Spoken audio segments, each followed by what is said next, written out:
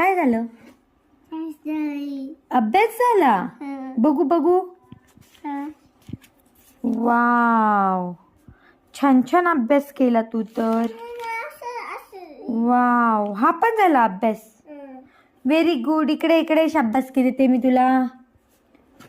Very very good. छान छान अभ्यास केलास तू.